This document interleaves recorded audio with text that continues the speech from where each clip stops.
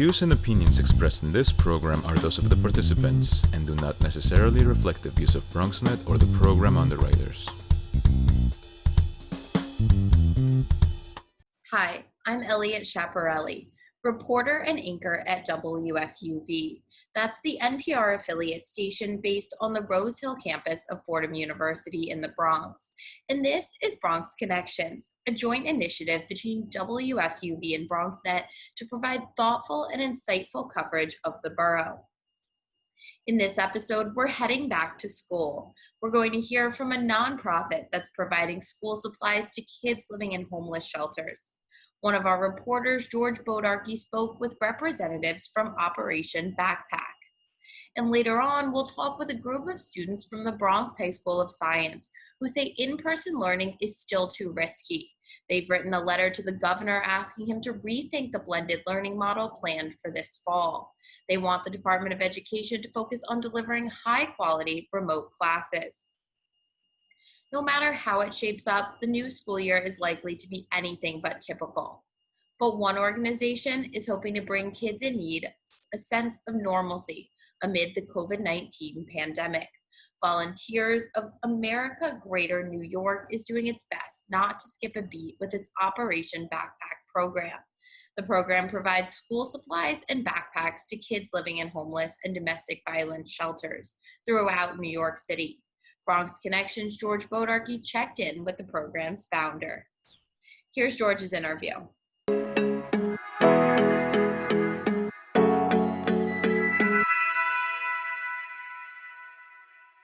Despite the uncertainty around the upcoming school year amidst the COVID-19 pandemic, Volunteers of America Greater New York is pressing ahead with its Operation Backpack program to ensure kids living in homeless and domestic violence shelters, including in the Bronx, have what they need to succeed in school, whether that be remote or in person.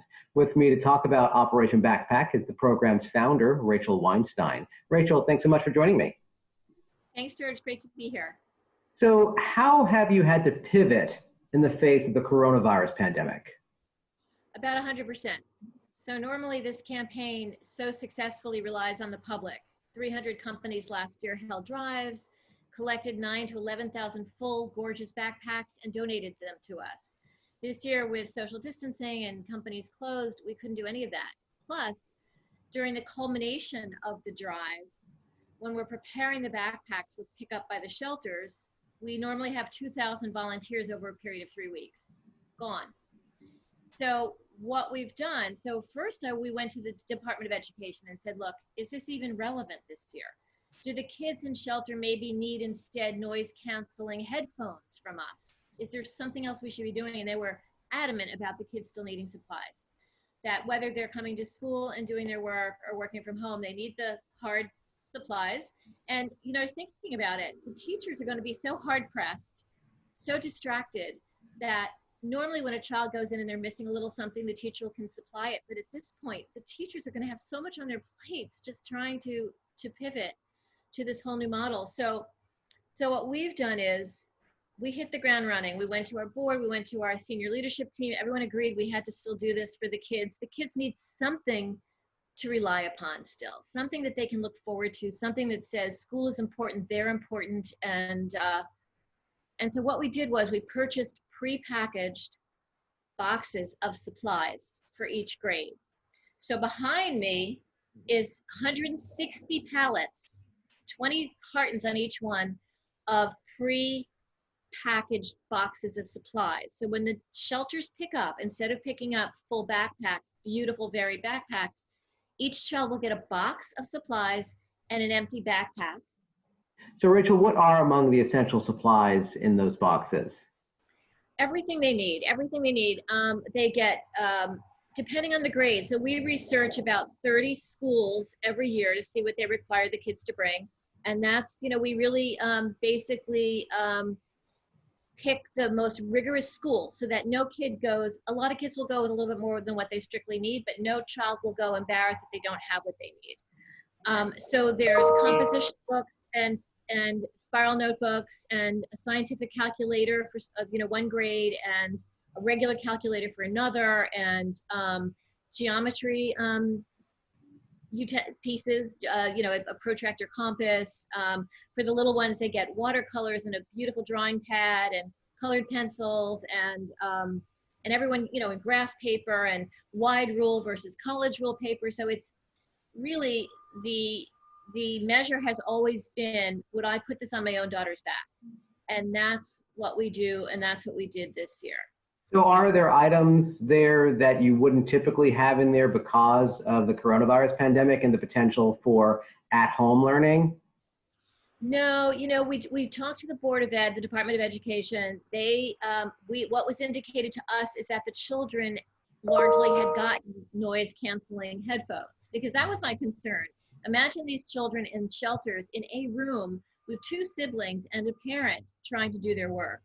It's just daunting. They're so challenged to begin with, and so now, but they assured me that the kids had largely gotten that. So we haven't done anything differently. We thought about adding masks, but then we didn't want them to be unopened, to not be in a packaging, and it was very hard to get it together to do just what we've done. I mean, I've had to raise an extra $350,000 to purchase these kits. We've got so few people working on it. So rather than expand, which of course was something we always think about because we're 100%. I mean, that's really what Volunteers of America does in general. Like, we look at what the community needs, where's there an unmet need, and we go in and we fill it. Just like, I think you talked with Myung Lee recently, and she probably talked about Clark Place. We know there's this huge housing crisis. We know all these old people are walking up 5 flights of stairs to an unair conditioned apartment where they live alone. And so we're going in, we're building this beautiful senior housing. That's how Operation Backpack came around too. And at this point with the pandemic, we just want to fill the basic need. And I think the kids will be thrilled to get all these brand new items and brand new backpack, and we'll give them a little bit, something inspiring, hopefully. Yeah, talk to me more, Rachel, about what this means to these kids beyond just having the actual supplies, beyond just having the pens and the things that they need to do their schoolwork. But what does this mean to them on a personal level? Well, first of all, the children walking into school with a backpack and supplies that look like all the other kids, it levels the playing field. Because if you're a homeless child and you're walking into school, which was what I discovered 17 years ago when I introduced this concept to Volunteers of America, is that's exactly what was happening. They were walking in without anything. And so the teachers would see that and supply the kids with basic supplies. But of course, then all the other kids would know that this was a child in need, and that set the tone for their whole school year. And so this ameliorates that. I've talked to young people who are in college now, who received a backpack from us when they were little and they were living in one of our shelters or someone else's shelter, and they still have the dictionary we gave them. They still have they still have stuff that we gave them from back then. And, I remember one young woman, Regine, said to me, I was living in a shelter. I was very down. I had a little brother. There was an announcement, come down and get your school supplies. And she thought, we're going to go down and get this really crappy stuff, but I'll bring my little brother down. And she said, and we went down there, and this was no like $4 backpacks. These were like really quality. And I think it really set the tone. In fact, she said she realized that she could be sitting in shelter and she could still be successful, and she could still put everything that she needed to put into the school year and to succeed. And darn it, she did. When I met her, she was an intern at, a bank, and, just a lot of inspiring stories like that. What inspired you to propose this program 17 years ago? Well, I was new to Volunteers of America, so I was visiting all the programs that we have, all the various programs. And I happened to be, it was fortuitous. I happened to be at our family shelter on the Upper West Side when children were boarding a yellow school bus to go to school. And I had just been shopping for my own 9-year-old. And so stupid me, I turned to the shelter staff and I said, oh, where are their backpacks? Thinking they'd put them on the bus, just like these kids were going to camp or something. And of course, that wasn't the reality. And they said, they don't have backpacks, but don't worry, the teachers will give them something. Oh my gosh. So talk about inequity and, fairness and just level playing field, not. And so I just worried about this for weeks and weeks. And that was the genesis. So the next year, we started something called Back to School, and I was just looking for gently used backpacks and some random supplies for the children in our Volunteers of America shelters. But what happened was by year 3, the New York community, first of all, is so generous, right? And they just glommed onto this idea of school, who can't relate to it. And by year 3, and everything was new now. Forget that dumb idea of mine, originally a gently used backpack. No backpack after a year is gently used. So by year 3, we were getting everything new. We had strict lists for what all the children needed by grade, and we had more than what we needed. And so the thought was, okay, do we put the extra aside for next year? Don't have to work so hard to, buy all this stuff, or do we share what we have left over with this shelter in the Bronx that, isn't as organized as we are, and we would always give them our extra toys around Christmas. That's what we did. I don't know how it happened, but word got out. I started getting phone calls from other shelters. Can we get on your list? And so keep in mind, we have 4 family shelters. Volunteers of America, Greater New York has 4 family shelters and 3 domestic violence shelters. And we're just about to take over 2 more DV shelters. But we give our backpacks now to the entire city shelter system. So that's 245 shelters. And it just grew because the support grew. The corporate, companies are always looking for volunteer opportunities and to engage in meaningful community service, except for this year. And so that's what happened. We just went with it. It was an unmet need, which is what we do. And we filled that need. So. How many kids would you estimate have benefited from Operation Backpack since its inception? Well, we started small, so I'd say about 220,000. Wow. 220,000 children. Yeah, it's pretty cool. And if people are wondering how they can help now, it's normally I'm looking for product and backpacks and full backpacks and volunteers, and this year it's really money. We have 45 fundraising teams online that have raised $100,000 for us so far.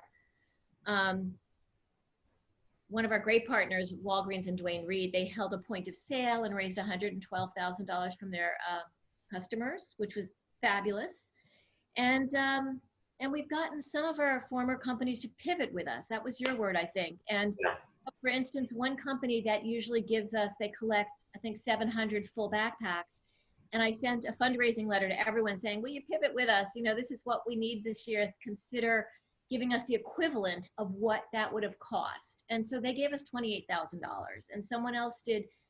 So we're just trying to get really creative and just try to stay connected and to let all the companies know we're going to be here when this is all over. We'll bring you back in. We'll connect again. But meanwhile, the kids still need us. Yeah. What is the website for people who do want to contribute? It's really easy. It's donate operationbackpacknyc.org. Rachel, I'm thinking just about the normalcy for a kid to receive a box of school supplies after all that they've been through, after all we all been through, but certainly the kids, and to get a box of school supplies, wow, how normal that might feel just to have that, right? Yeah, it's normalizing. You used the right word. That's exactly right. And also, these children rarely get anything new, and everything is brand spanking new.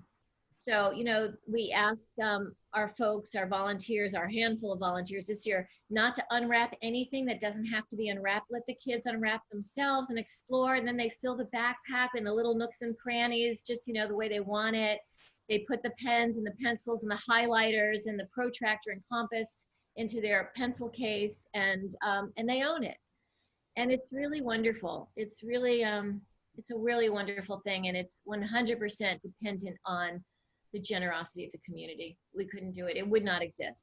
Operation Backpack would not exist without the New York City community and beyond. Anyone who lives, works, or cares about New York City, it resonates for them. Well, Rachel, thank you so much for your time and sharing your story with us. Thank you. Thank you. Thanks, George.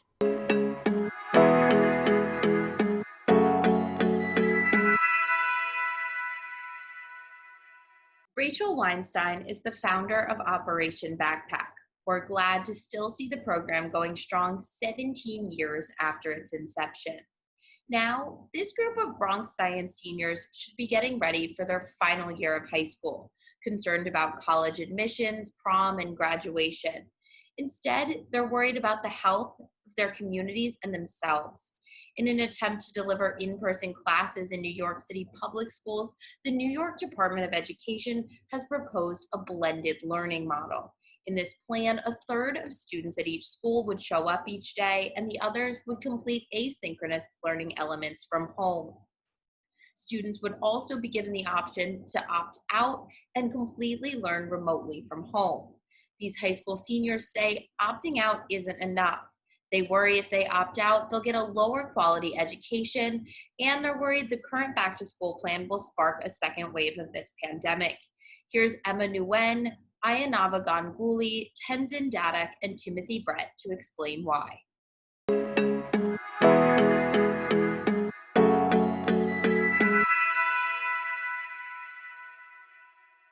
So on Friday, Governor Cuomo came out and said New York City schools could reopen in person in the fall. Why do you all disagree? So we would say that the primary reason, well, actually there would be three reasons. First, for high schoolers specifically, we would say that because many studies showed they transmit at the same rates as adults do, as opposed to those who are much younger, children who are like under 10, they might not do it as much.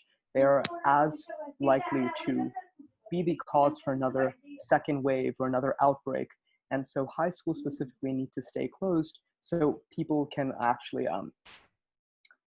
feel safe in the city instead of having to worry about reliving the horrors of April and May again.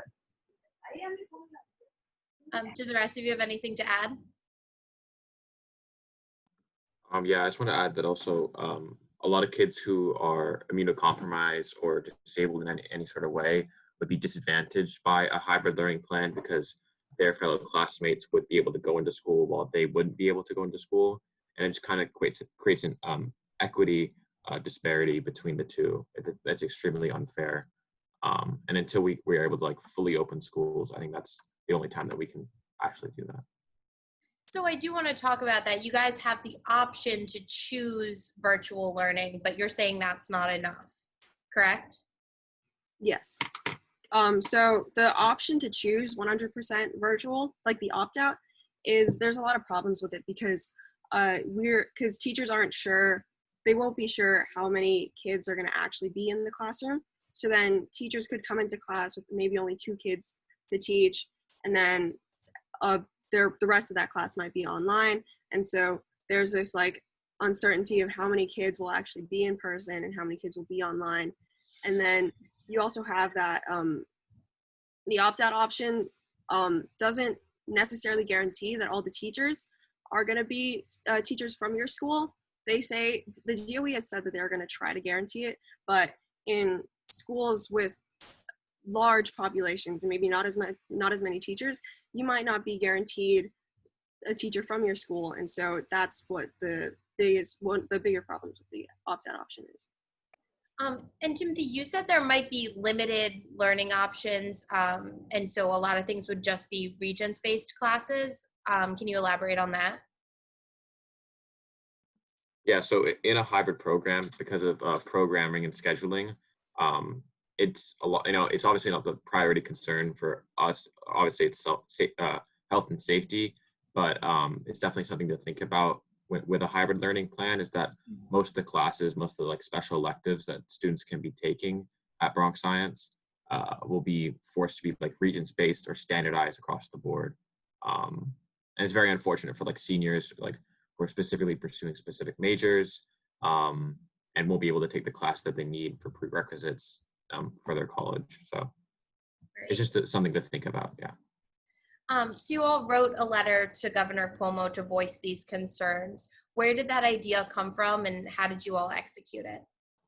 When we heard about the initial decision that de Blasio made to make sure that there's a blended learning program, we as a group were honestly shocked, because at the point where indoor dining isn't allowed and he allows like students to congregate together in these buildings that like barely get any cleaning whatsoever, we were like, as students and also as part of like Bronx Science students and as part of New York City students, we should take a stand for like everyone in order to make sure that all of our fellow students are also in safe environments are not like, and also our teachers are not going to be, and also our teachers, and so that we don't like start a second wave of the virus, but not only for the Department of Education, but also for all people across the city as well. So then we were like, you know what, like what's the best way that we can use our democracy to make sure that we have like a voice and that we can tell de Blasio that's not what we want. And so we're like, let's write a letter to Governor Cuomo and let's try to start a movement. And so from then on, we started reaching out to a lot of people, to other schools, and then our movement grew, and finally we got to the press, and here we are now. And you circulated the letter to students from other schools. Can you guys talk about how you managed that? It started off with just email, like reaching out to people that we knew, and then also asking people through like Instagram and Facebook, just asking them for representative emails. And then so after we got some emails, we sent out the letter, asked them to sign it, and then asked them to spread their letter too. And then also we've posted the letter on social media. We've asked teachers to send it, asked parent associations to send it. So it started off small, but then it kept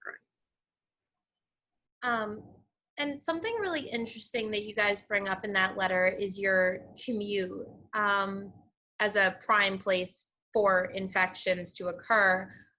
What does an average commute look like for you all and for your classmates? For me, I commute from the Queens, and usually it takes about a little over an hour, maybe on days where the train is running late, an hour and a half.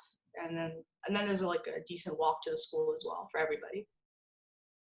And you're on the crowded subway for that whole time?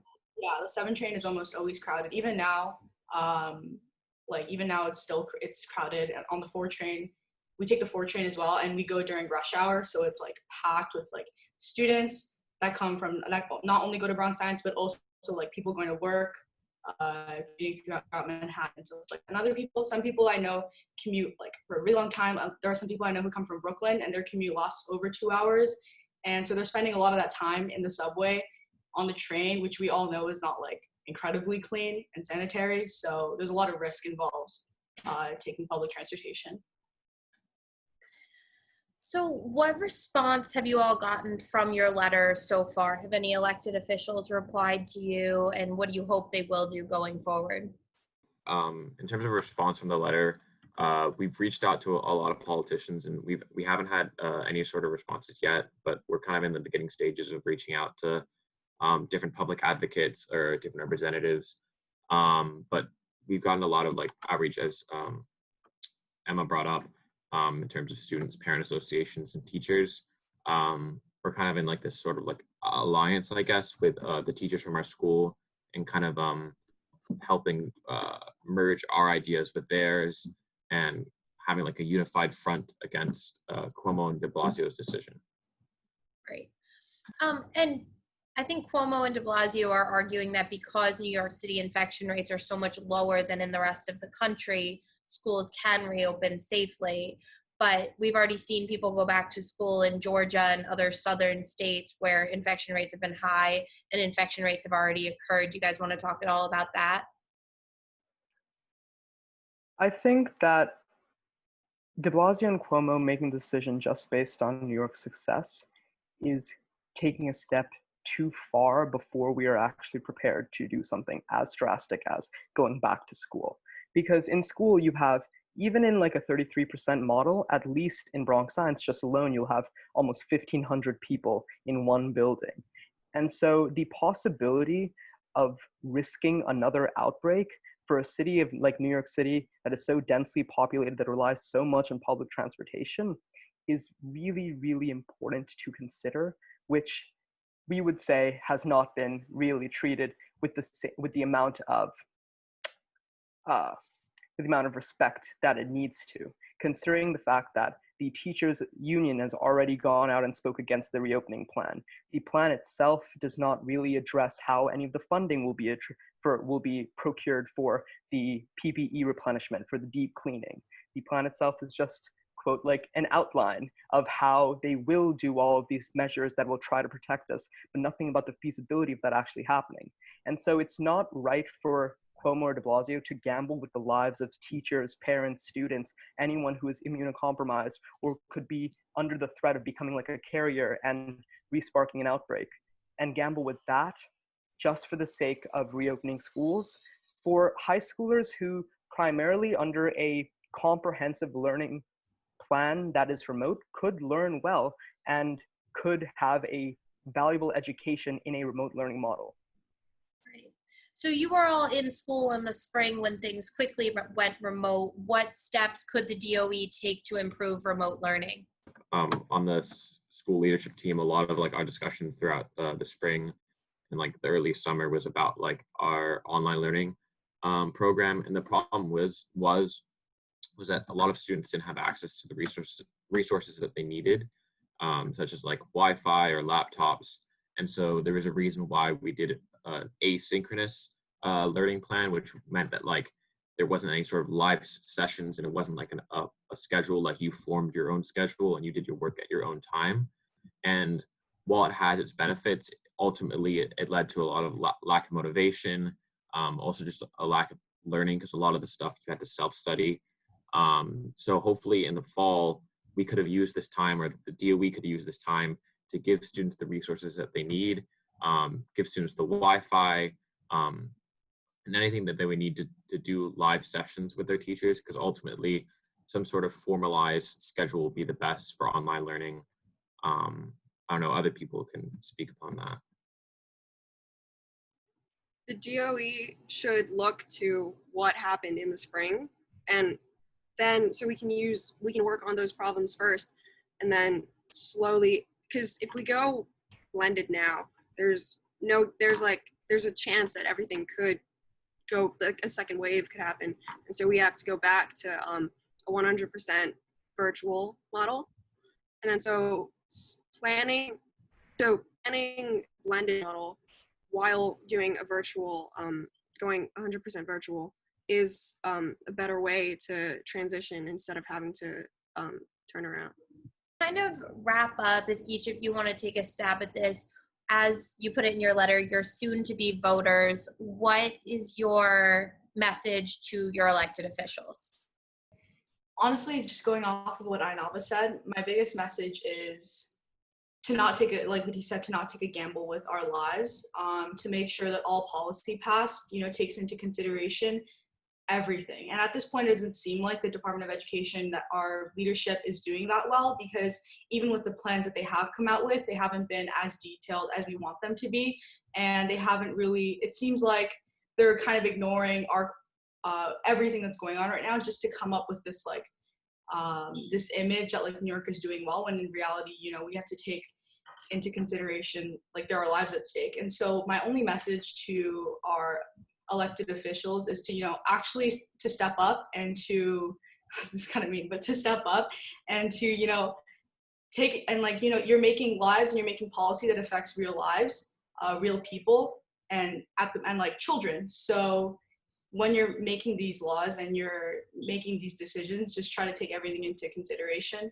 As a voter in the fall, I would say that my message to the elected officials is to make sure that they hear every single population before they make their decision.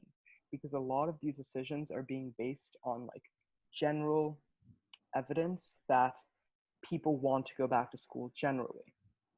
But while we would say that's true for like elementary schoolers who do need to go to school, who do need this in-person learning because they would not be as well equipped in a remote learning model, or for students with learning disabilities who do also need to go to school, they also need to take into consideration the high school student population, the high school parent population, the high school teacher population, who have all been in support of a remote learning model. There's a reason why this movement that we have helped start has gained so much support, and those voices need to be heard by elected officials, primarily because many of them are voted in by us. Great. Thank you guys so much. It's obvious that you've thought so critically about this issue, and that you're trying to voice your opinions.